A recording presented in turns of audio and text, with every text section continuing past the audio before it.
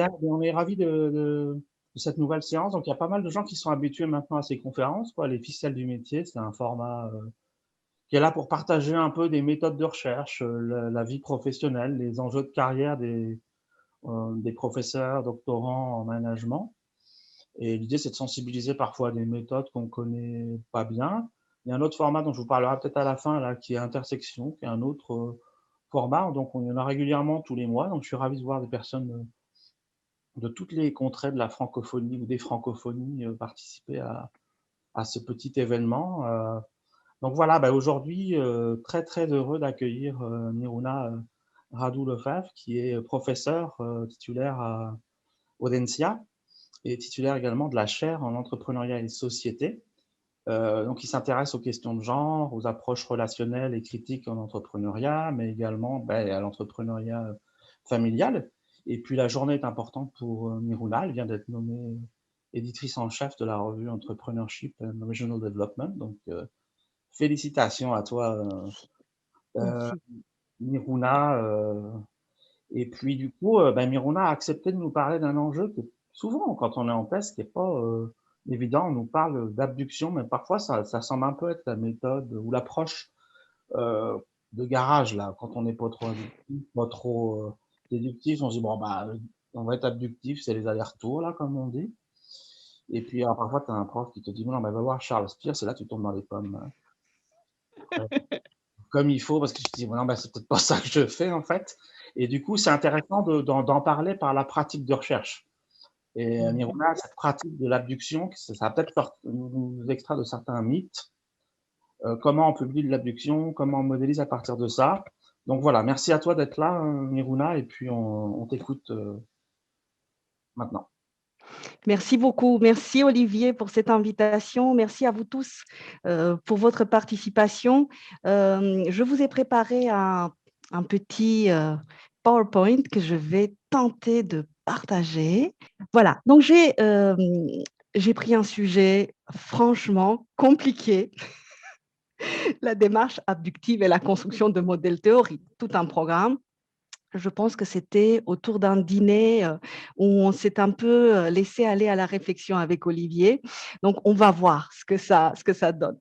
Donc, en termes d'agenda, j'ai prévu un agenda pareil, peut-être un peu ambitieux. Je vais voir si ça, j'arrive à dérouler. Est-ce que j'arrive à dérouler? Oui. Voilà, donc un agenda un peu ambitieux pour 30 minutes. Je pense que je vais l'écourter. Mais vous aurez évidemment accès à la totalité de la présentation.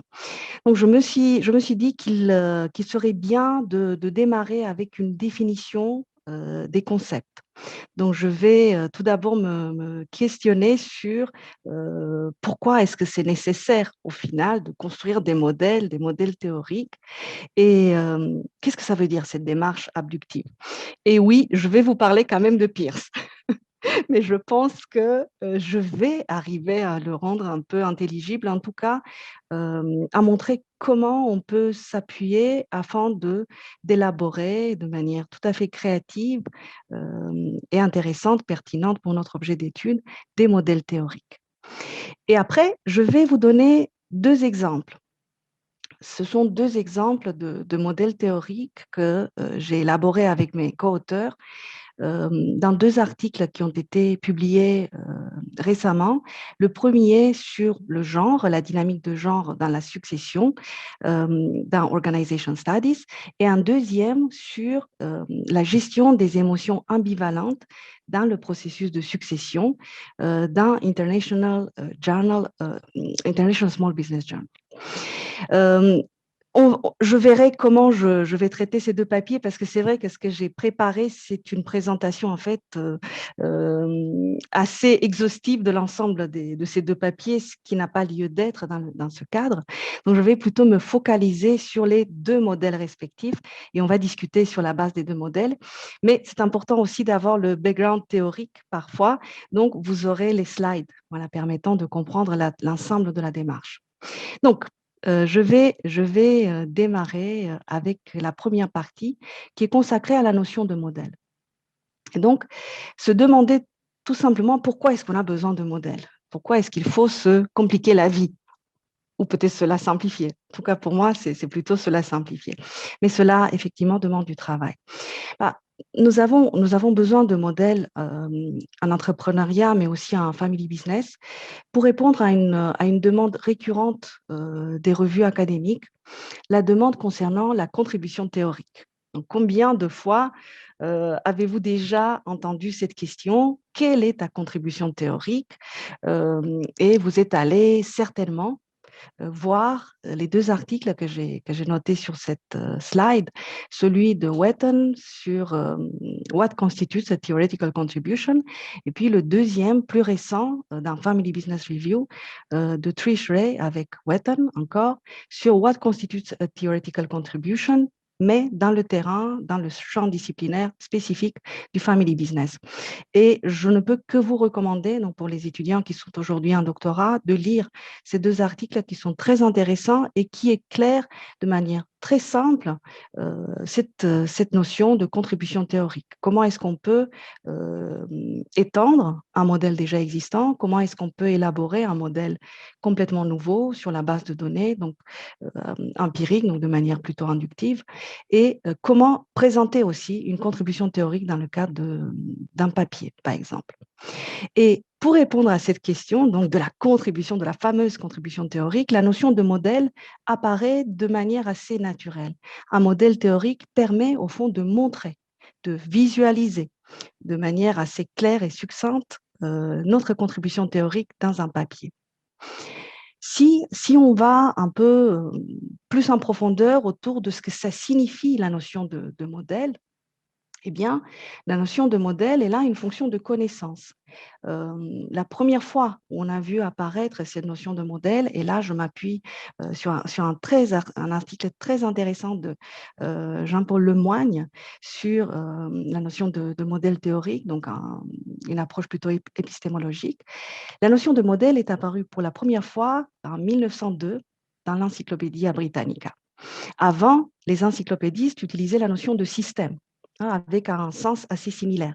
Donc, une fonction de synthétisation en fait de la connaissance et de présentation visuelle de cette connaissance-là sous forme de schémas, diagrammes, afin de permettre aux autres de comprendre ce que nous avons découvert sur le terrain ou en réfléchissant. Et donc, le modèle a cette fonction à la fois de production de connaissances et puis d'exposition, de partage de la connaissance avec sa communauté scientifique. Mais évidemment, derrière la notion de modèle théorique, il y a tout un ensemble d'enjeux qui sont, eux, épistémologiques et méthodologiques. Parce que lorsqu'on parle de production de connaissances, il faut savoir à partir de quelle posture épistémologique on produit cette connaissance.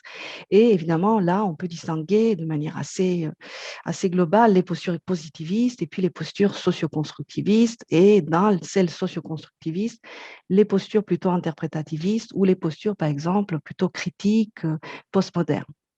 Et vous allez voir, s'il fallait me situer moi-même en tant que chercheur en sciences sociales, je suis plutôt du côté d'une posture socio-constructiviste, plutôt à partir d'une posture interprétativiste.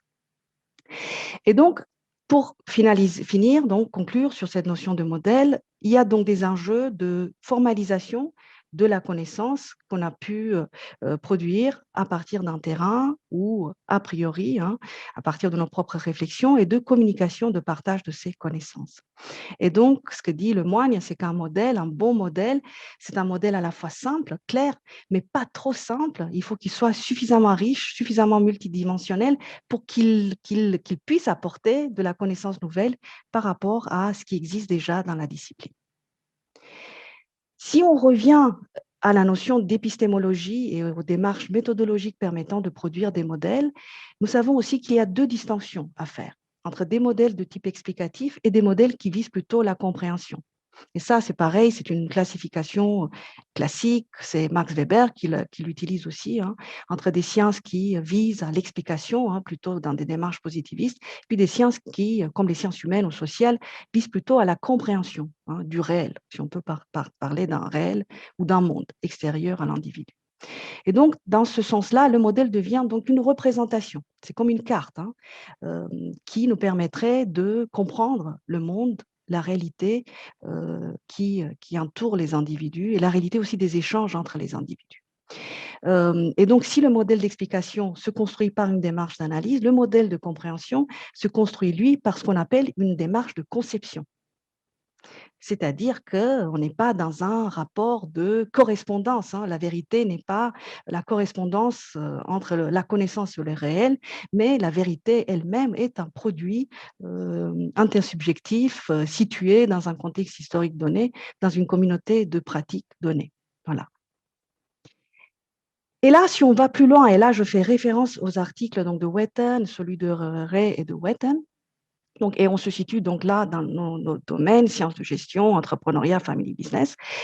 Quelles sont les composantes d'un modèle théorique? Eh bien, on a besoin de variables, si on est un peu positiviste, ou de construits, de concepts, qui seront, eux, les points focaux du modèle.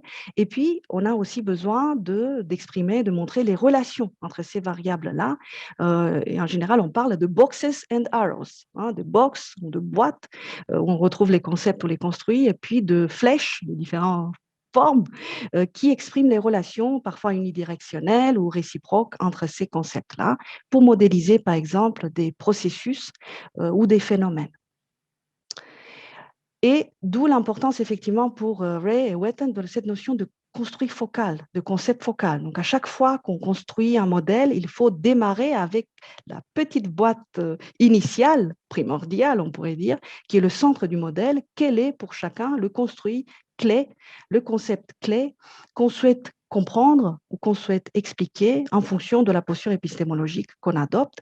Et puis, quels sont les autres, au moins deux construits secondaires et qui permettent donc d'éclairer le construit focal et quelles sont les relations entre ces trois construits-là qui peuvent être des relations de modération, médiation et ainsi de suite. Bon, maintenant, allons vers la notion d'abduction. Voyons ce que ça veut dire construire un modèle théorique à partir d'une démarche abductive. Et là, bon, on ne peut pas faire l'économie de revenir à Peirce, parce que c'est Peirce, le célèbre philosophe père de la pragmatique, qui a élaboré cette notion d'abduction, donc d'abord dans sa démarche, dans sa réflexion philosophique. Pour Peirce, l'abduction est une forme d'inférence qu'il oppose à la déduction et à l'induction. Donc, si dans la déduction, la vérité, la connaissance est tirée de la théorie vers l'empirie, et dans l'induction, la connaissance elle est produite à partir de l'empirie pour remonter en théorie, l'abduction, elle articule les deux. Et on va voir de quelle façon elle le fait. Et donc, qu'est-ce qu'il dit Peirce? Je vous ai mis une citation de lui, c'est donc au fond l'abduction, elle se différencie par rapport à l'induction avec laquelle elle peut être confondue, on la confond souvent. Elle se distingue par rapport à l'induction par le fait que le chercheur va ajouter une proposition, va ajouter un élément de connaissance qui, lui, n'est pas tiré des faits observés, n'est pas tiré de l'empirie. Alors que l'induction, une belle induction, une bonne induction, va reposer entièrement sur l'empirie afin de monter en abstraction et de former des concepts, des construits qui sont basés sur le sens donné par les acteurs sociaux observés sur le terrain. Alors que l'abduction, elle, ne va pas se contenter de remonter en abstraction à partir des observations du terrain, mais va aussi introduire des propositions nouvelles tirées, elles, de la théorie. Donc, quelque part, l'abduction se situe à l'intersection, on pourrait dire, d'une démarche inductive rigoureuse et puis aussi d'une démarche déductive, au sens où on utilise des connaissances déjà existantes et on les confronte à la réalité de ce qu'on observe sur le terrain, dans le terrain social. Ce qui me semble très intéressant dans l'abduction et qui me fait l'aimer, c'est l'élément de créativité. Pratiquer l'abduction, c'est une pratique créative. Et cela est très intéressant, très riche pour le chercheur en sciences sociales. Peirce explique qu'en fait, l'abduction, elle arrive parce que le chercheur qui étudie des phénomènes sociaux est confronté à une surprise. Il va sur le terrain et il s'attend à découvrir des confirmations, au fond, des propositions déjà existantes dans la science via une démarche déductive, mais l'effet échappe, lui échappe. C'est ce qu'il observe sur le terrain est surprenant. Et c'est à partir de cet effet de surprise, du fait de ne pas disposer dans son stock de connaissances, de propositions vraies permettant d'expliquer ce qui se passe sur le terrain, qu'il est obligé, en quelque sorte, de recourir à l'abduction, donc de construire de nouvelles connaissances qui se produisent à partir du terrain, mais en dialogue avec les théories déjà existantes. Donc, c'est ça l'inférence qu'il pose en 1934. Il observe un fait surprenant, il confronte le fait avec les théories existantes, il constate qu'il n'y a pas de théorie, de construit ou de concept permettant d'expliquer de manière satisfaisante ce qu'il a pu observer dans le phénomène étudié. Et c'est à partir de là, donc, qu'il se dit, bon, j'ai besoin d'une explication. Et c'est cette explication qui, du coup, devient vraie parce qu'elle permet d'expliquer ce nouveau fait observé dans la réalité. Mais à partir de là, ce qui est intéressant aussi avec la démarche abductive, c'est qu'il faut à nouveau, c'est comme dans une spirale, il faut à nouveau revenir sur le terrain pour voir si ce qu'on a conceptualisé par une démarche abductive est confirmé effectivement par les faits, par d'autres faits, afin d'être en mesure de généraliser. Et c'est ça l'élément en fait de créatif. C'est une inférence créative parce que elle nous amène, elle nous oblige à inventer ce que Van Manen appelait un monde plausible. Quel serait ce monde plausible qui nous permettrait d'expliquer ces faits surprenants observés sur le terrain? Donc, pour mener à bien cette démarche abductive, on a à la fois besoin de rigueur, on a besoin donc de rigueur empirique, mais aussi d'une bonne connaissance de notre bagage théorique dans la discipline à laquelle on veut apporter une contribution théorique, de manière à être vraiment sûr de ne pas réinventer la roue et être sûr que ce qu'on a observé sur le terrain est surprenant au sens où il challenge le bagage de connaissances déjà existant. Et c'est à partir de là qu'on s'engage dans cette spirale de production et d'exposition de la connaissance où on construit de nouvelles propositions, de nouveaux modèles, et puis on les reconfronte au réel et ainsi de suite à l'infini, au fond. Parce qu'aucun modèle n'est définitif. Et ça aussi, c'est une invitation à l'humilité. C'est un processus créatif permanent. Et si on se demande qu'est-ce que ça peut apporter en termes de contribution, au fond, quel type de connaissances cette démarche abductive peut-elle apporter, c'est intéressant de savoir que beaucoup de chercheurs en sciences sociales travaillant à partir d'approches constructivistes, comme Schutz, ont fait appel à l'abduction parce que ce que l'abduction permet, c'est d'arriver à des typifications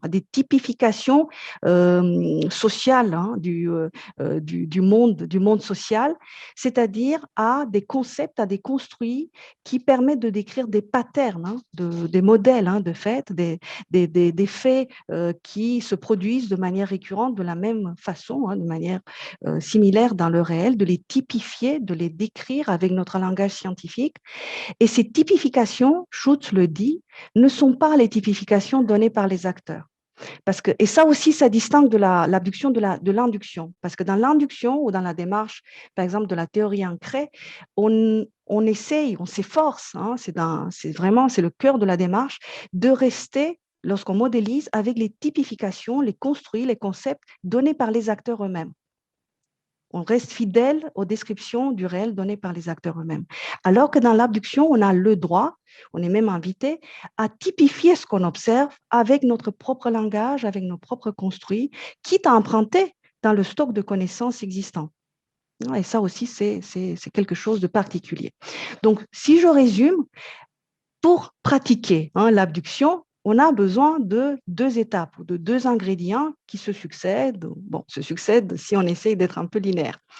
D'un moment d'intuition, de créativité, et puis d'un moment plus raisonné, plus rationnel, de construction d'un modèle et de confrontation avec le stock de connaissances existantes. Et j'aime beaucoup cela parce que ça m'a fait penser aussitôt à Wake et à cette balance, à ce matching entre la créativité, cette démarche de l'imagination et puis la validation qui, elle, est une démarche plus rationnelle. Et Peirce soulignait l'importance de l'intuition. Donc, quand on parle d'un processus créatif, ben, on parle d'un processus où l'intuition du chercheur est quelque chose de légitime, est quelque chose de reconnu, quelque chose qui a valeur de validité scientifique. Évidemment, il faut qu'on la renforce, qu'on la consolide au vu des données du terrain et au vu de la théorie, mais l'intuition est bonne, elle est juste.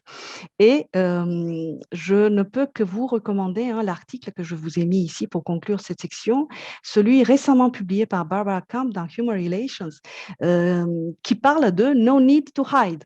Le fait d'utiliser l'intuition lorsqu'on fait de la recherche empirique, c'est quelque chose de plus en plus légitime, perçu comme légitime dans le monde scientifique.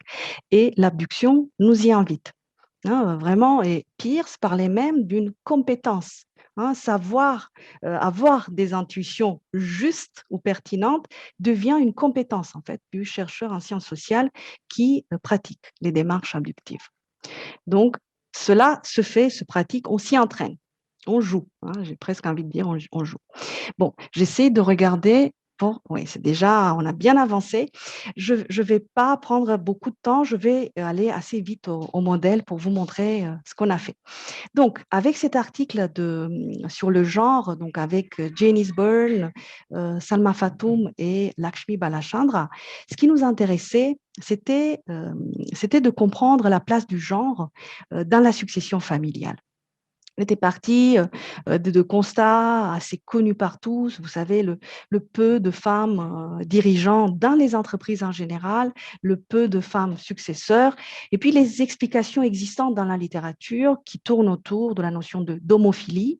On choisit en général des successeurs qui nous ressemblent, et puis la notion aussi de dimension masculine du rôle de dirigeant, du rôle d'entrepreneur, et du fait d'une incongruence entre cette dimension masculine et le fait d'être une femme. Peu de femmes sont donc nommées à des rôles de direction et d'entrepreneur.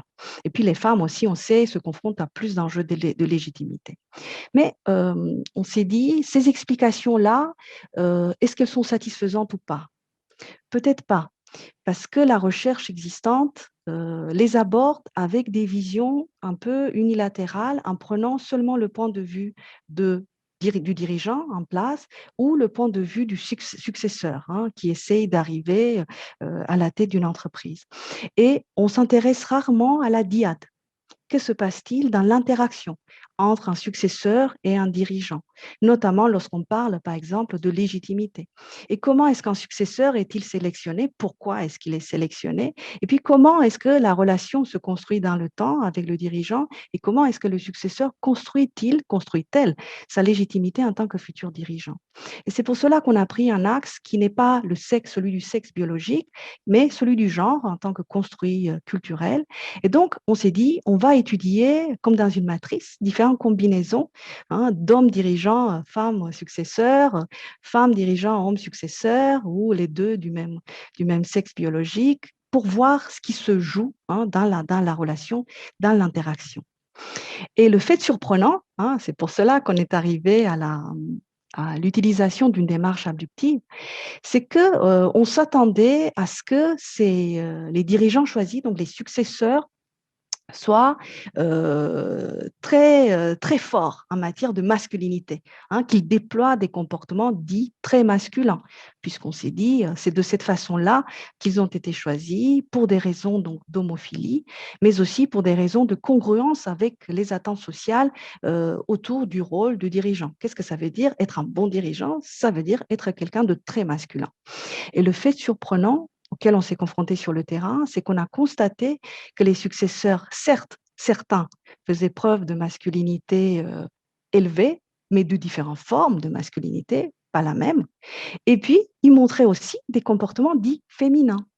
Et c'est à partir de cela qu'on s'est dirigé vers les théories des post-féministes, hein, des multiples identités de genre, qui montrent que chaque individu met en œuvre, hein, des comportements à la fois masculins et féminins selon la situation, selon l'interlocuteur, et puis qu'il y a comme un rainbow, hein, c'est une multiplicité, plein de couleurs, hein, d'identités masculines et féminines que chacun performe dans la situation selon ses objectifs. Et donc, c'est à partir de là qu'on a adopté donc, une approche de doing gender, faire le genre dans la succession, en s'intéressant donc à la fois aux successeurs et puis et aux dirigeants en interaction.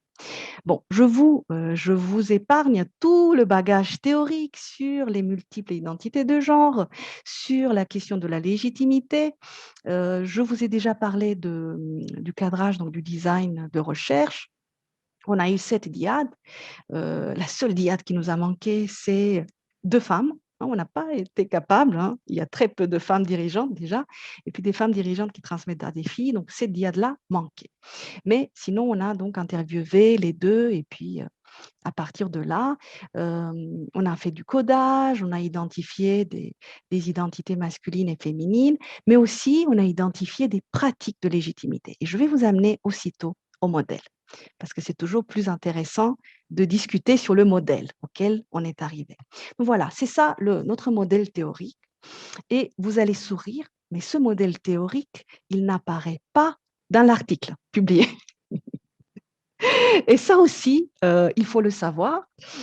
Parfois, on construit beaucoup de tableaux d'analyse de données avec des structures de données sophistiquées. On propose des modèles successifs lors du processus de révision, mais il n'est pas rare qu'à la fin, on ne publie pas le modèle. Et c'est vrai que c'est peut-être pas un modèle fabuleusement photogénique, mais je pense qu'il permet assez simplement d'expliquer notre contribution et de visualiser ce qu'on a apporté de nouveau. Donc, ce que vous voyez à l'écran, et je vais vous expliquer la complexité, hein, parce que la plus grande complexité, il me semble, c'est de construire des modèles qui montrent des processus.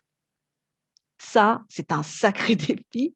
Olivier sourit, il en connaît quelque chose. Donc, comment montrer la dynamique dans le temps, sachant que, au fond, les patterns changent dans le temps. Et comment aussi modéliser des processus au pluriel qui se déroulent en parallèle, hein, dans le temps. Là, voilà, c'est presque un défi esthétique, pas seulement épistémologique, mais esthétique. Donc, ce qu'on a essayé de représenter à l'écran, ce sont ces 2 processus parallèles.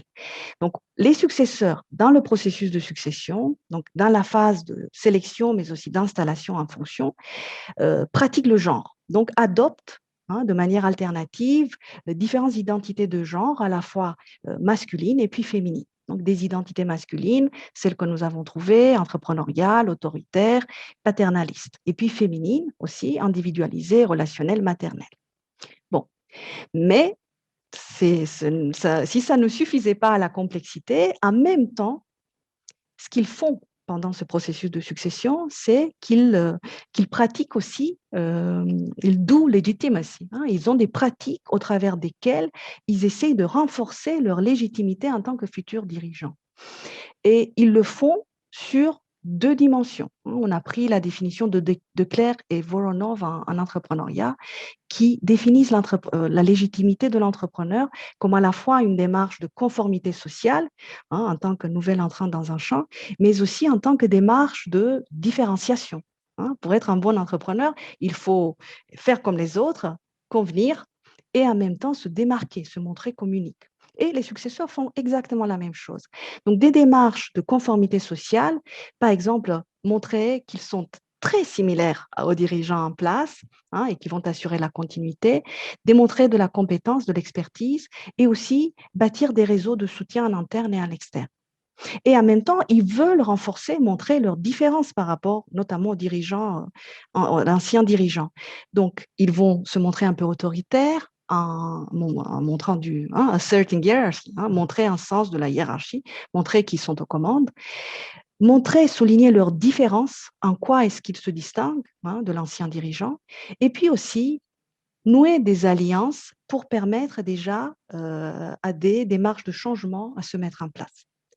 Donc, en parallèle, un successeur va à la fois, comme une démarche ambidextre, faire le genre et faire la légitimité. Et tout cela en parallèle et de manière interactive, parce qu'au fond, s'ils font le genre, s'ils jouent sur le genre, c'est pour la légitimité. C'est au service de la légitimité. C'est un faire qui est un faire orienté, stratégiquement orienté vers un objectif de légitimité. Mais tout cela se passe en interaction.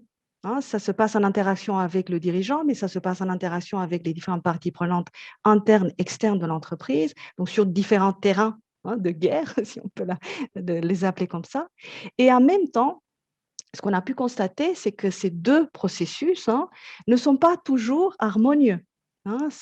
Chaque individu pratique différents types d'identité, adopte différents types d'identité lorsqu'il performe son rôle de dirigeant, mais non sans conflit. Et donc, on a constaté, par exemple, pour les femmes dirigeantes, que l'identité de mère et les autres identités masculines, par exemple, entraient en conflit de manière assez systématique.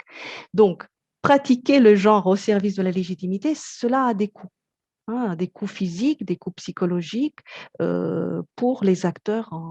Voilà. Donc, arriver à la fin, c'est légitime, un successeur légitime, c'est un processus de longue haleine, ça prend quelques années, ça demande une pratique, c'est tout la notion de gymnastique, vraiment une pratique un peu d'experts, mais la notion de gymnastique montre aussi que cette pratique-là, c'est une pratique publique. C'est une performance. Elle se fait aux yeux d'une performance, d'une audience qui est là pour applaudir ou au contraire sanctionner les agissements du successeur. Et donc le successeur adopte ses identités et poursuit la légitimité avec les autres et devant ces audiences. Donc voilà, ça c'était le premier modèle. Je vais aussitôt, avant de m'arrêter, vous amener à l'autre qui est celui des émotions. Donc, juste vous montrer le titre. Donc, ce deuxième papier porte sur l'ambivalence émotionnelle des successeurs et comment est-ce que les successeurs managent ou gèrent cette ambivalence émotionnelle dans le processus de succession. Donc, à nouveau, on est dans le même contexte qui est celui de la succession dans l'entreprise familiale et avec un problème, là aussi un problème réel très fort, qui est celui que la plupart des successions échouent. Et même lorsque des dirigeants ont un successeur désigné, un successeur familial, ces successions risquent d'échouer. Pourquoi? Parce que la succession au sein de la famille fait face à un paradoxe qui est un paradoxe organisationnel très puissant dans les entreprises familiales, qui est le paradoxe du contrôle et de l'autonomie. Le contrôle du dirigeant en place et puis l'autonomie ou les besoins d'autonomie du successeur qui s'apprête à prendre le rôle. Et donc, la question était très simple pour nous. Comment est-ce que le successeur arrive-t-il à se positionner dans le cadre de ce paradoxe-là, qui plus est en faisant face à ses propres émotions qui sont très intenses lors du processus de succession. Et les explications existantes dans la littérature nous semblaient insuffisantes. Ce qu'on explique dans la littérature, c'est que si les successions familiales ne marchent pas, c'est en général parce que le successeur n'est pas assez bon, il n'est pas assez engagé, il n'est pas assez compétent, ou parce que le dirigeant n'est pas assez bon dans la transmission, il a du mal à lâcher, il n'a pas préparé le processus et ainsi de suite. Et donc, on s'est demandé, mais est-ce que la réponse n'est-elle pas plutôt là aussi dans l'interaction, dans un échange? Parce que, évidemment, tout se passe dans un système d'interaction sociale multiple. Et donc, comment est-ce que le successeur se positionne-t-il par rapport aux dirigeants en place, par rapport à cette tension entre contrôle et autonomie? Bon, plein de questions de recherche, je vais directement au modèle et je vais vous l'expliquer, parce que là, c'est effectivement encore plus complexe. Je vais vous raconter l'élément de surprise et l'origine de la recherche. Tout a commencé il y a quelques années avec une étude sur les émotions des successeurs. On voulait tout simplement savoir quelles sont les émotions des successeurs dans la succession. Vous savez, une question presque de bon sens. On ne les connaît pas. On ne sait pas quelles sont-elles. Donc, à partir d'une classification psychologique sur 36 émotions, un modèle validé, on est allé, on a parlé avec les successeurs et on a codé les émotions qui apparaissaient dans les narrations des successeurs. Et en faisant ce codage, je me suis aperçue, et c'était l'élément de surprise, que souvent, j'arrivais à des paragraphes où j'étais obligée de coder des émotions à la fois positives et négatives. C'était pas net du tout. Donc, je me suis dit, c'est quand même étonnant, il se passe quelque chose. Et donc, c'est à partir de là que je suis remontée vers la psychologie, la littérature en psychologie, pour savoir si cela a existé, si cela était possible. Et cela, effectivement, existe. C'est la notion d'ambivalence émotionnelle. Donc, lorsqu'un individu, par rapport à la même situation, par rapport au même objet, l'entreprise familiale, par rapport au même rôle social, celui de dirigeant, ou un interlocuteur comme le dirigeant en place, peut avoir des émotions à la fois positives, comme la joie, la fierté, et aussi négatives, de l'anxiété, de la frustration, notamment, en même temps, en simultané. Et donc, à partir de là, on est parti donc sur cette interrogation autour des émotions ambivalentes. Et on s'est rendu compte que ces émotions ambivalentes permettaient d'éclairer ce paradoxe du contrôle et de l'autonomie, et que les émotions ambivalentes étaient connectées au conflit de rôle dans la succession. Donc, elles sont générées par un conflit de rôle entre des rôles professionnels et des rôles personnels. Et pour résumer, on a constaté qu'en général, les successeurs, lorsqu'ils sont dans une posture d'enfant, ils vont plutôt du côté de l'autonomie, du côté du contrôle. Donc, ils acceptent le contrôle, la domination du dirigeant en place, qui est leur parent. Mais lorsqu'ils sont du côté des rôles professionnels, ils vont plutôt vers une démarche d'autonomisation. Et donc, ils sont plutôt dans un rejet, dans une démarche de libération, qu'on a appelée émancipation, en fait, du successeur. Voilà. Et donc, c'est à partir de là, et en dialogue avec les données du terrain, qu'on est arrivé à ce modèle-là, en introduisant aussi des stratégies de management des émotions, qui là aussi existent en psychologie, mais qu'on a enrichi avec les données du terrain. Donc, en psychologie, on a toute une série de stratégies déjà identifiées. Ce sont notamment les stratégies de défense, l'évitement, le compromis, surface acting, je ne sais pas exactement comment le traduire, c'est faire semblant en français. Le deep acting aussi, c'est changer son comportement, mais pas ce qu'on sent profondément au fond de soi. Mais on a aussi découvert de nouvelles stratégies sur le terrain, le fait d'exprimer des émotions négatives, le fait aussi d'aller au fond à la confrontation, plutôt vers la confrontation avec le dirigeant en place, en montrant ces émotions négatives telles qu'elles sont, en ayant des réactions émotionnelles hyperbolisées, exagérées, parfois même en les jouant, en les performant, de manière à exprimer aussi la face un peu noire de la succession. Et on s'est rendu compte que, et ça c'est la partie gauche, le contexte familial, le contexte de l'entreprise compte beaucoup dans la façon de manager, de gérer ces émotions ambivalentes, et qu'il y a donc des facteurs individuels qu'on avait listés, qui tiennent à la dimension du contrôle du dirigeant et de l'autonomie du successeur, qu'il y a des facteurs qui touchent plutôt à l'entreprise. Il y a des typologies qui existent en family business sur le degré de superposition de la famille et de l'entreprise, des entreprises et des familles plutôt ameuées, presque superposées, fusionnelles, des entreprises et des familles plus équilibrées, et puis des entreprises et des familles très distancées, où la famille vraiment n'a presque pas d'emprise ou même d'influence sur la vie de l'entreprise. Et en fonction de ces dimensions-là, qui touchent plutôt l'individu ou plutôt l'entreprise, l'intensité et la fréquence du conflit de rôle du successeur varient. Voilà. Et c'est ce conflit de rôle donc, qui va générer des émotions ambivalentes. Émotions ambivalentes par rapport au père dirigeant ou à la mère dirigeante, par rapport à l'entreprise, par rapport au rôle de dirigeant et par rapport à la fratrie et aux cousins. Personne n'y échappe. Tout le monde est la cible d'émotions ambivalentes du successeur. Et on s'est rendu compte qu'effectivement, le successeur va les gérer via des stratégies soit défensives, soit confrontationnelles, Lorsqu'il va le faire de manière défensive, qu'est-ce qu'il va faire? Bah, il va montrer que le positif, hein, si je simplifie. Et il va cacher le négatif. Alors que lorsqu'il va à la confrontation, il va montrer les émotions négatives en montrant parfois les deux. Hein, dans les stratégies holistiques, hein, on montre les deux, on fait part des deux, euh, ou on va exagérer, hein, vraiment des réactions un peu hyperboliques.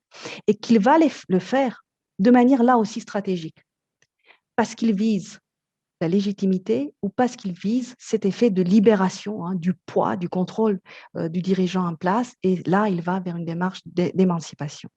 Okay, donc, on retrouve les mêmes construits, mais on les retrouve plutôt dans la gestion psychologique et relationnelle du successeur. Donc voilà, je m'arrête là parce que je pense que c'était un peu trop long. Je regarde et je vais écouter donc vos réactions, vos questions. Et là, vous avez aussi mon mail si jamais vous avez des idées après, après notre échange. Bon, comment est-ce que je fais? J'appuie sur arrêter et voilà, on y est. Merci Miruna, c'était Merci à vraiment vous. riche et puis le fait de l'avoir par la pratique, je trouvais ça bien intéressant. Merci à toi. Ben, je propose de prendre les commentaires ou les questions. Alors j'ai vu qu'il y avait d'abord des choses dans le clavardage. Donc habituellement, les doctorants sont en tête pour pour présenter leur point de vue et questions. Alors j'en ai vu dans le clavardage, c'est une question d'Amparo qui s'interroge sur le rôle de la culture dans les. Alors c'est pour le premier papier, hein, dans l'adoption de conduite légitime. Je ne sais pas si tu Oui, veux. oui, Je te laisse oui, oui, libre. oui, évidemment.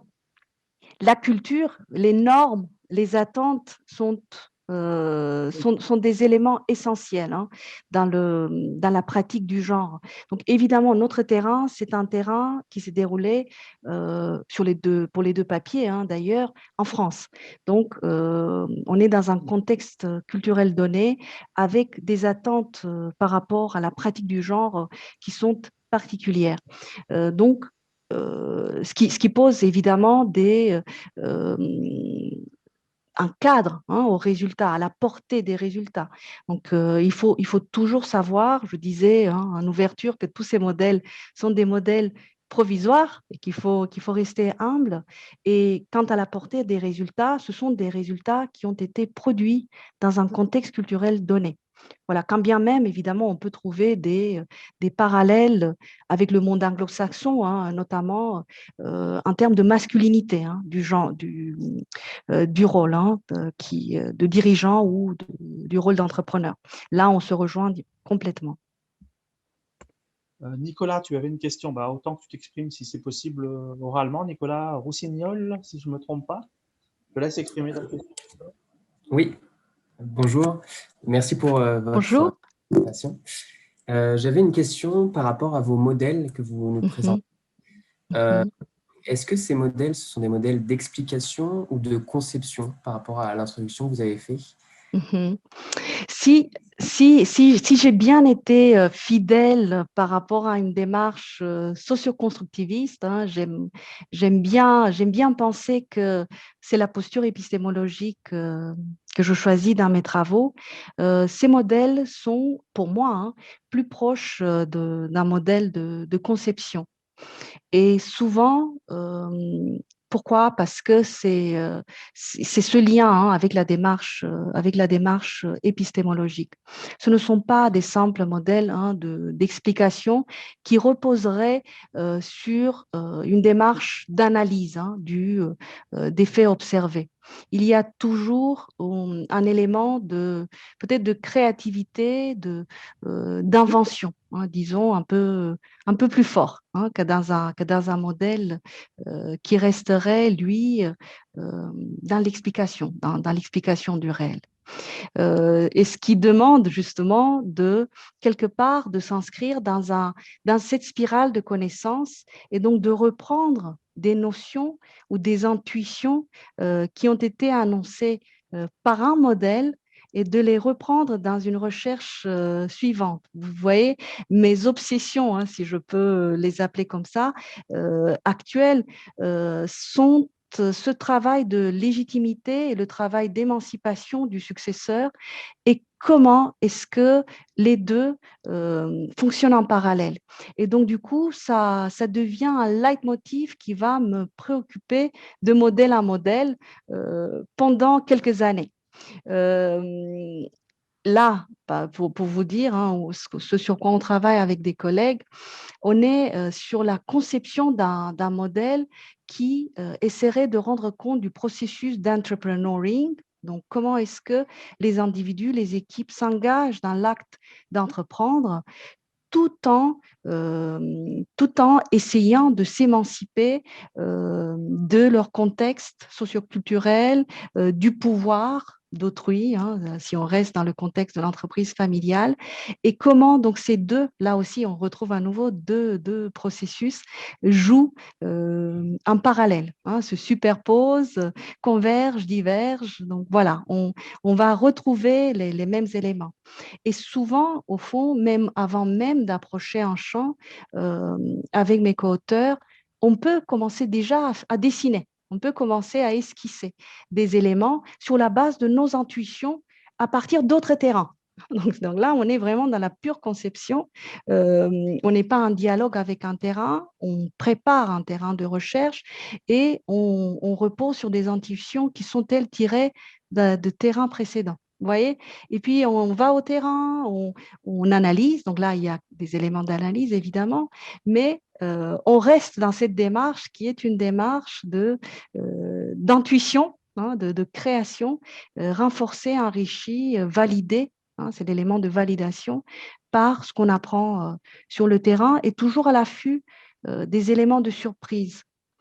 Parce que sans surprise, pour moi, il n'y a pas d'avancée intéressante et honnête dans nos disciplines. Alors, il y Il a faut, Rime. oui. Excuse-moi, Oui. Parce que par rapport à ça, je pense que je ne peux qu'encourager les étudiants à être courageux. Je pense qu'il faut s'ouvrir à la surprise du terrain. Souvent, lorsqu'on va sur les terrains de recherche, on va comme un petit soldat en s'attendant à rencontrer ce qu'on connaît déjà, ce qu'on nous a déjà dit, et puis à le valider et à le faire de manière rigoureuse.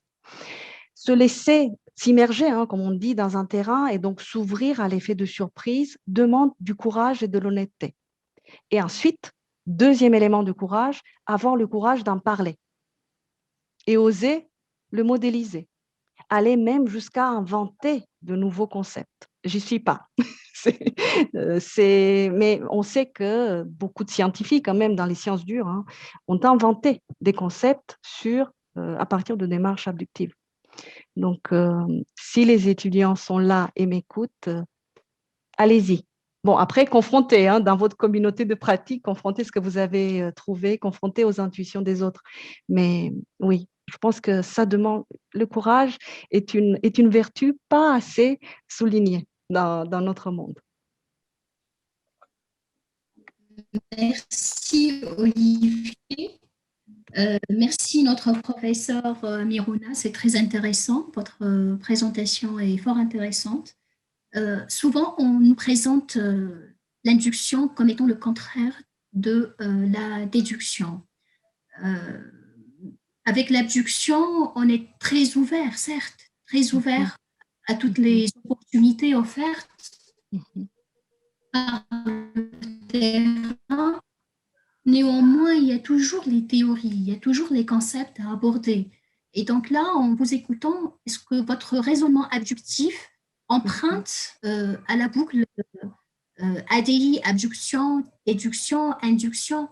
Parce qu'en fait, l'abduction, comme vous l'avez bien souligné, c'est à l'intersection en fait entre l'abduction et la déduction, comme s'il s'agissait d'une boucle sur le terrain en fait, dans du projet de recherche. Voilà. Oui, merci Rim, tout à fait. Pour moi, c'est exactement ça. C'est une façon, quelque part, de concilier les deux démarches. Et c'est quelque chose que la théorie ancrée tente aussi, hein, vous savez, quand elle fait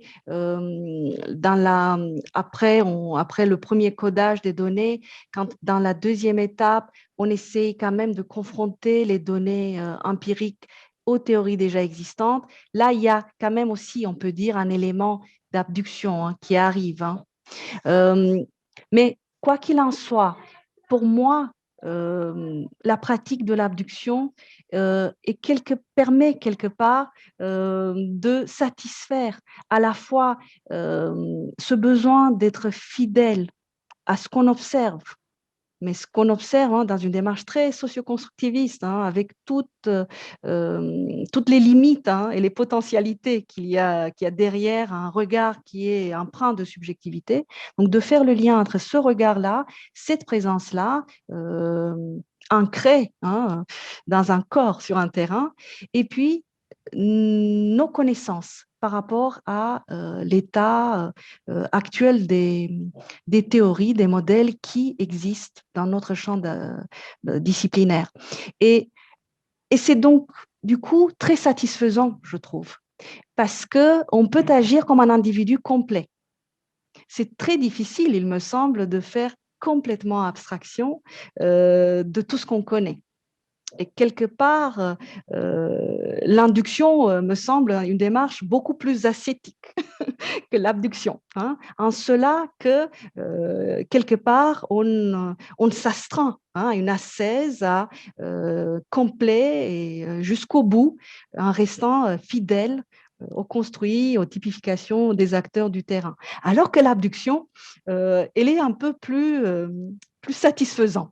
Voilà, sur le plan affectif, elle nous permet d'être à la fois fidèles à ce que l'on observe et en même temps de prendre, hein, cette liberté créative pour proposer nos propres notions, soit-elle empreinte déjà d'apports théoriques préexistants. Donc, voilà, c'est une démarche qui Merci fait la beaucoup. place aussi au plaisir de la recherche. Mais si je peux aussi ajouter un élément, et ça, je pense, c'est important pour le parcours des doctorants qui se lancent aujourd'hui dans la recherche.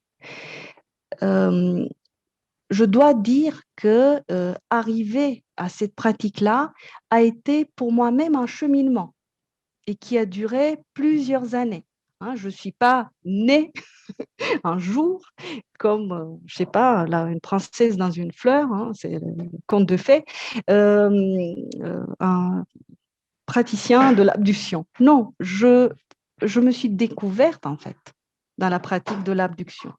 J'ai une formation de psychologue social de la communication et en même temps de spécialiste de l'analyse du discours. C'est comme ça que j'ai été formée, hein, à Paris 3 il y a 15 ans déjà. Et donc, ce que j'ai fait pendant mes études, lorsque j'avais votre âge, je pratiquais à la fois des expérimentations, hein, donc c'est très, très positiviste, hein, les modèles en psychologie, et puis je faisais de l'analyse de discours, donc plutôt sur des démarches sémiotiques, donc des articles de médias en général. Et donc, c'est au fil du temps, en devenant chercheur, professeur, que j'ai commencé à m'intéresser aux méthodes narratives, aux méthodes interprétatives. J'ai fait beaucoup de théories ancrées et qu'à un moment donné, hein, je me suis rendu compte que ce que je faisais était au fond beaucoup plus proche de l'abduction que de l'induction. Mais au début, je faisais de l'induction, c'est-à-dire je m'intéressais au discours des acteurs de terrain, à leur propre interprétation par rapport à leurs expériences, réalités, perceptions, et j'essayais de modéliser à partir de cela. Et c'est dans une deuxième étape, lorsque j'ai pris goût, je me suis rendu compte, et ça aussi c'est une découverte, on se découvre dans la démarche de recherche, je me suis rendu compte que j'aimais construire des modèles, que j'avais besoin de construire des modèles pour comprendre moi-même ce que j'étais en train de découvrir et le partager avec d'autres, et puis qu'il y avait un plaisir aussi à co-construire des modèles avec des collègues, et que ça faisait partie du jeu, hein, du travail du chercheur, que ça nous permettait aussi d'avancer dans l'écriture, et ainsi de suite, que je me suis un jour dit, mais au fond, ce que tu fais sans te le dire de manière programmatique, c'est de l'abduction. Et que là, j'ai commencé donc à lire sur l'abduction pour comprendre ma propre pratique. Et ça aussi, je pense que c'est important de se le dire, parce qu'en général, ce qu'on voit sur la scène publique de la science, ce sont des articles plus ou moins aboutis, et on se dit, mais au fond, ces personnes-là l'ont toujours fait, l'ont toujours su, ou l'ont fait de manière programmatique. Eh bien, non. La pratique d'un chercheur qualitatif est une pratique de terrain qui vient avec les surprises, les rencontres et puis les découvertes a posteriori aussi sur soi. Bonsoir à tout le monde. Ça. Merci pour la brillante présentation. Elle était vraiment très explicite. Alors, vous avez évoqué en fait la démarche postmoderne et je n'ai pas très bien compris pourquoi vous en parliez en fait. Pouvez-vous expliquer et développer plus, s'il vous plaît? Oui, c'était juste pour situer au tout début, vous savez, les approches épistémologiques. Il y a plusieurs classifications qui existent, mais en général, donc on distingue entre l'épistémologie positiviste et l'épistémologie socio-constructiviste. Et dans l'épistémologie socio-constructiviste, il y a plusieurs branches ou plusieurs familles. Il y a une famille, effectivement, qui est la famille interprétativiste, à laquelle très probablement j'appartiens. Là aussi, c'est une découverte a posteriori. Mais il y a des démarches aussi plus critiques. Là, une démarche critique, par exemple en gender studies, et puis une démarche postmoderne. Par exemple, les démarches d'un Foucault, Butler, vous voyez, qui challenge encore davantage les approches très essentialistes qui peuvent exister dans nos disciplines encore. Donc, je ne sais pas si ça répond à votre question, mais voilà, c'était une remarque rapide juste pour situer les épistémologies et me situer par rapport à l'existant. Donc, ce sont des auteurs plus anglo-saxons plutôt que francophones alors? Pas forcément, Foucault, Michel Foucault. Ah oui, Foucault, d'accord. Oui, oui, oui, oui. Il y a un article très intéressant d'Alveson et l'un de ses collègues qui porte sur cette classification des différentes épistémologies. Donc, si vous voulez, je vais l'envoyer à Olivier et il va pouvoir le partager avec vous. C'est un article très intéressant parce qu'il caractérise en fait chacune de ces approches épistémologiques. Donc, ça peut être très utile. Oui. Et je l'utilise, je le cite souvent parce que ça met les choses au clair, de manière simple. Bonsoir tout le monde, bonsoir Miruna. Bonsoir. J'aimerais juste poser une question concernant l'intuition. Donc, vous en avez parlé et j'aimerais bien juste m'assurer d'avoir bien compris. Donc, à la base, on a une intuition et on va la vérifier sur le terrain, voir si cette intuition, elle est vérifiable, elle est bonne ou elle n'est pas bonne. Est-ce que c'est ce que vous vouliez dire? Non. ou alors après avoir déjà publié ou avoir eu un modèle. Non, moi je dirais de par mon expérience, je n'ai pas toujours des intuitions quand je vais sur le terrain. Et parfois même, je ne sais même pas que je suis sur un terrain. Je suis tout simplement en interaction avec des acteurs sociaux, souvent avec des entreprises familiales, des successeurs, en dialogue. Parfois, ça arrive lors d'un déjeuner. Et quelque chose se passe, quelque chose est dit, ou je vois quelque chose, une interaction. Et c'est là que l'intuition intervient. Donc, l'intuition, elle est toujours la résultante, donc ma réponse, face à quelque chose que je vois, que j'entends, que je constate. Et elle n'est pas située forcément sur un terrain de recherche. Et c'est à partir de cette intuition-là que je peux effectivement déclencher un terrain de recherche. D'autres fois, je suis sur un terrain, je suis en entretien ou je suis dans une entreprise ou n'importe où, n'importe où dans le monde social. Et pareil, je suis en train d'étudier un sujet. eh ben, il peut se passer des choses, et c'est là l'élément de surprise, qui ne sont même pas dans mon champ ou dans mon sujet et qui vont du coup m'amener sur un sujet complètement différent. Combien de fois il m'est arrivé de penser étudier quelque chose et au final, j'étais en train d'observer un phénomène qui était complètement différent. C'est comme ça que la question de la légitimité est apparue. Nous, on pensait étudier le doing gender, mais la question de la légitimité a surgi. Vous voyez, du coup, je pense que c'est ce que ça nécessite sur le terrain et c'est pour moi la véritable posture d'un science sociale. Ça nécessite une disponibilité totale, en fait, à ce qui arrive et un lâcher-prise complet. C'est comme un psychothérapeute qui est en consultation. On est là complètement, on est à l'écoute. Parfois, il y a des choses qui se passent, parfois, il ne se passe absolument rien. Mais il suffit d'une fois. Non, et à partir de là, effectivement, on peut commencer à jouer, à élaborer, à essayer de voir. Moi, je vais voir dans la littérature, mais que s'est-il passé? Rien que d'appeler, de nommer le phénomène. Je peux échanger avec des collègues, je peux aller lire, et puis je peux, à partir de là, formuler du coup une réponse, mais basée sur mon intuition, et aller, à partir de là, de manière plus rigoureuse, essayer de la valider ou pas. Voilà, je pense que c'est une description assez fidèle à ce qui se passe. Juste encore une question, toujours par rapport à l'intuition. Est-ce que cette émotion, cette intuition peut naître de par, je parle en ce qui de par votre culture, vos expériences personnelles et professionnelles? Oui? Ok. Oui, Okay. oui. Et vous savez, l'intuition, il y a des études en psychologie sur l'intuition. L'intuition a une valeur épistémique et l'intuition de l'expert n'est pas la même que l'intuition du novice.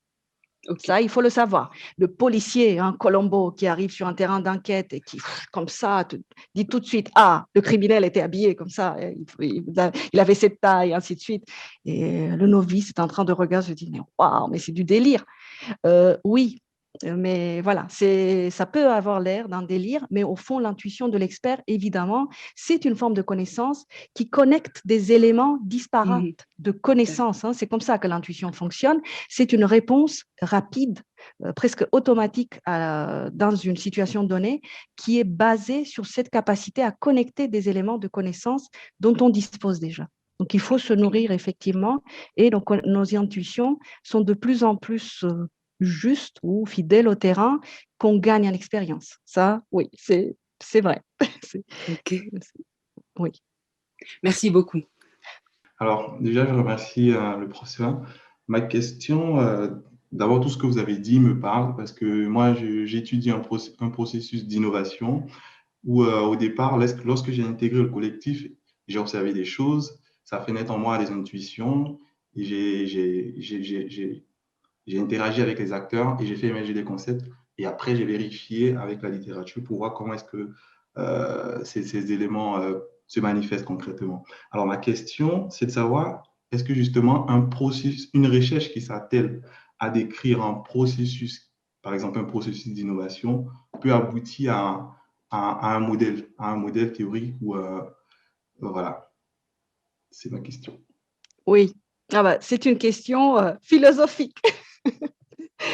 Je dirais, pourquoi pas, même si dans l'idéal, j'aimerais bien pouvoir modéliser dans l'espace et même dans le temps.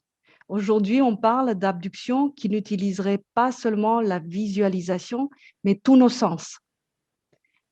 Parce qu'il y a une certaine impossibilité matérielle, vous voyez, le réel nous résiste. Comment représenter un processus qui se déroule dans l'espace et dans le temps, et qui plus est en interaction, ou sur des multiples terrains, dans des multiples espaces, d'une manière linéaire sur une feuille de papier?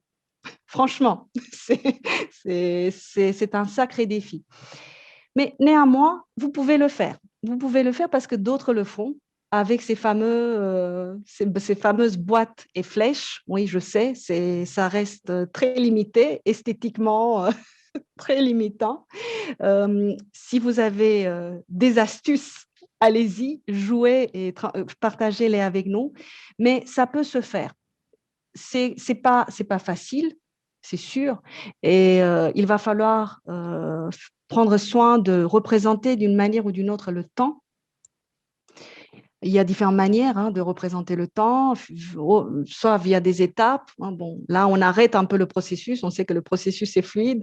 Il n'y a pas vraiment d'étapes, mais bon, parfois, pour le représenter, on a besoin quand même de dessiner des étapes. On a la fameuse flèche du temps, et puis quel est ce temps dont on parle? Est-ce qu'il s'agit de minutes, de mois, d'années? Vous voyez? Donc, et puis, quels sont les acteurs? Quelles sont les principales variables ou les principaux construits dont vous avez besoin pour expliquer votre processus d'innovation? Voilà. Et puis, je pense aussi, ce qui est intéressant, c'est comme on peut le faire en art, c'est de se doter d'une collection de modèles. Les artistes ne créent pas à partir de rien, eux non plus. Ils ont une connaissance de ce qui s'est déjà fait sur le thème qu'ils vont aborder. Donc, je vous conseillerais aussi de vous mettre devant tous les tableaux existants. Quels sont les modèles sur les processus d'innovation qui existent déjà, qui ont déjà été produits, pour savoir quelles sont les normes, les pratiques, comment est-ce qu'on représente le temps, quels sont les construits qu'on prend en compte, et à partir de là, travailler avec vos propres outils, sur la base de votre propre intuition. Peut-être que les théories actuelles, les modèles actuels se sont trompés quelque part, ou peut-être que vous pouvez ajouter un ingrédient qui change notre manière de voir le processus, vous voyez? Donc, vous pouvez parfois apporter une petite brique, parfois repenser une étape du processus, et parfois même reconceptualiser la totalité du processus. Donc, c'est à vous de voir. En fait, je voulais interagir par rapport au fait, avec l'abduction, parfois on est amené disons, pour accueillir en fait l'abduction, on est amené à repenser en fait les concepts, voire même les concepts, ou bien notre posture ou autre.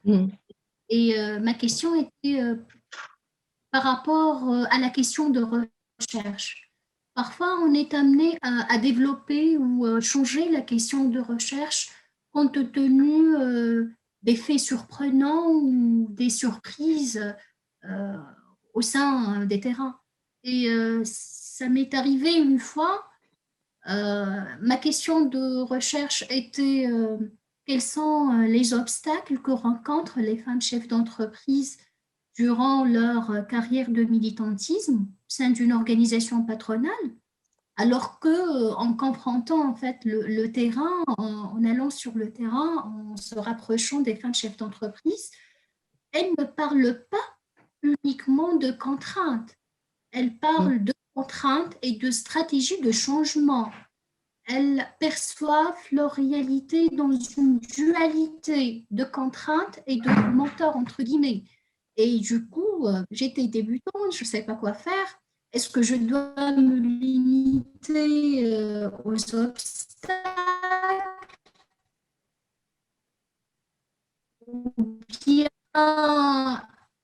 accueillir en fait les stratégies? Que dois-je amener à garder cette question et choisir une question secondaire pour ne pas, disons, faire abstraction de la réalité même et de leur perception? Voilà. Oui, très, très bonne question. En réalité, combien d'entre nous n'ont-ils pas changé leur question de recherche en cours de terrain ou à la fin du terrain? Combien n'ont-ils pas déjà changé leur question en cours de révision de leur papier, qu'ils lèvent la main et je ne les croirais pas. Non, la réalité du travail, surtout qualitatif, elle est là. Parce que même en cours de révision, vous pouvez arriver avec un papier qui vous semble tout à fait cohérent et tenir la route de A à Z, de la question de recherche au cadrage théorique et puis la présentation des résultats, les contributions, tout a l'air de plutôt cohérent. Il suffit d'un évaluateur qui vous dise non, il y a une incohérence ou au fond vos résultats ne répondent pas à cette question de recherche, mais éclairent un autre phénomène et ainsi de suite. Et donc, du coup, vous allez changer votre question de recherche, ce qui fait que ce qui sera publié ne rendra pas compte de la réalité du travail qualitatif qui a été mené. Vous voyez? Donc, ce qui est publié est au fond un artefact qui est lui-même le résultat d'une construction sociale multiple. Hein, la construction qui s'opère entre vous et votre terrain de manière individuelle, vous et vos collègues co-auteurs et le terrain, ou vous et vos co-auteurs en interaction, et puis l'interaction longue, complexe et quand même dans un rapport un peu de pouvoir, hein, qu'on peut qualifier de pouvoir avec l'équipe qui procède à l'évaluation du papier. Et voilà. Ce n'est pas toujours très encourageant peut-être pour la science, tout cela, mais c'est la réalité de la pratique de la recherche. Bonjour Miruna, merci Hello pour la Octave. présentation. Merci beaucoup Olivier. Ma question va porter un peu sur la captation des émotions.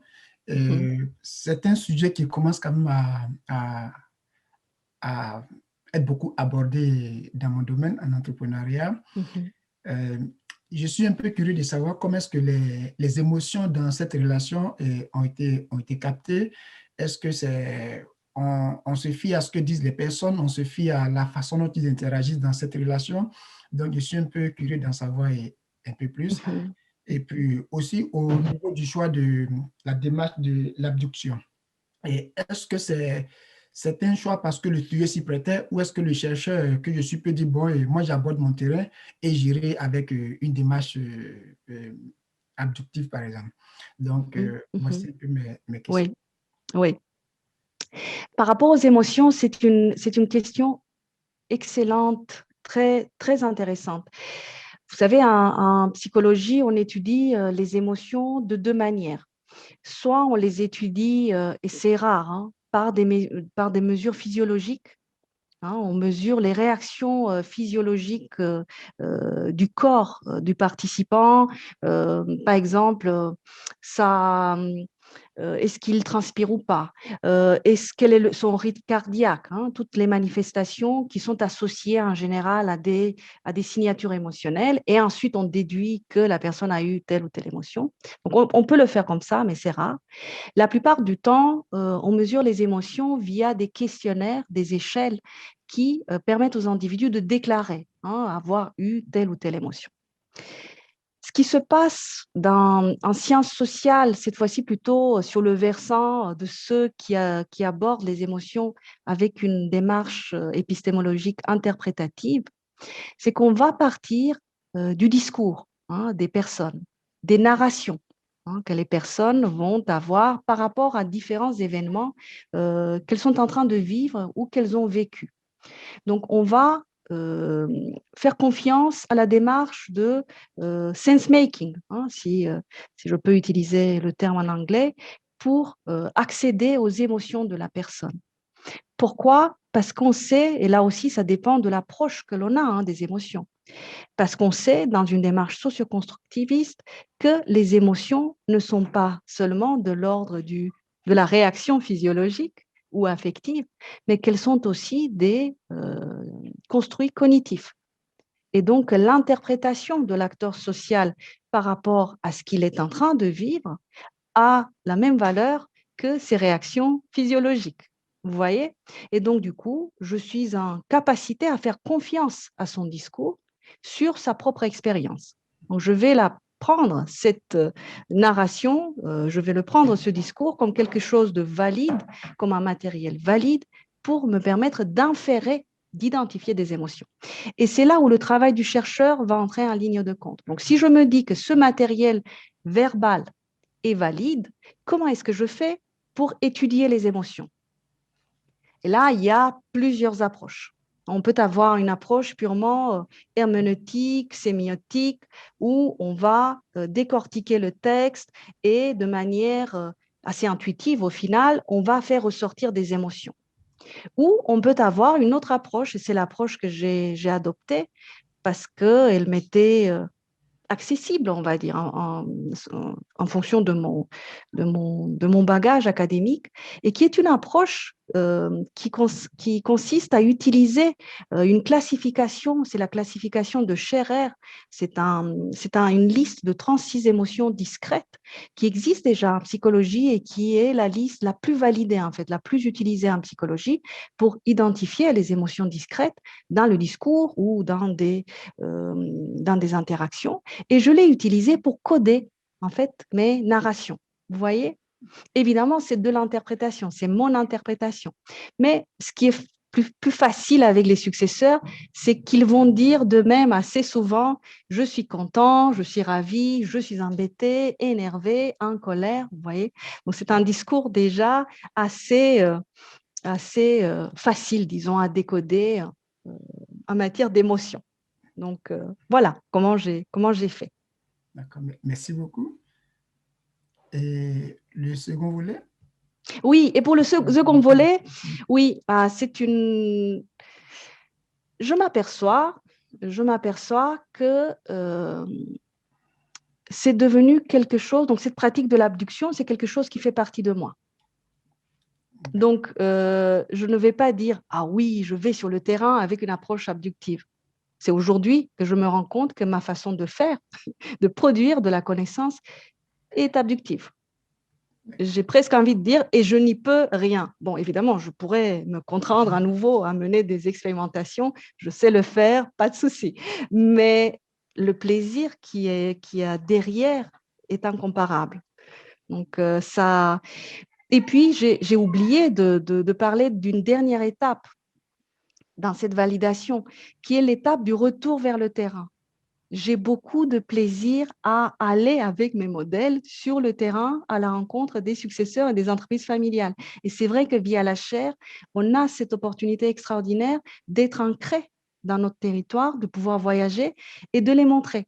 Et c'est comme cela que j'ai compris qu'en fait, par exemple, les processus de légitimation et d'émancipation étaient parallèles et simultanés.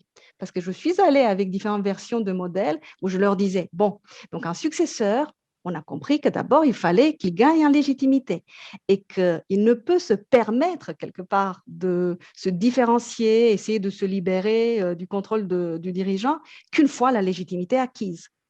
Et ils m'ont tous dit, ah non, avec tout le respect qu'on vous doit, vous vous trompez.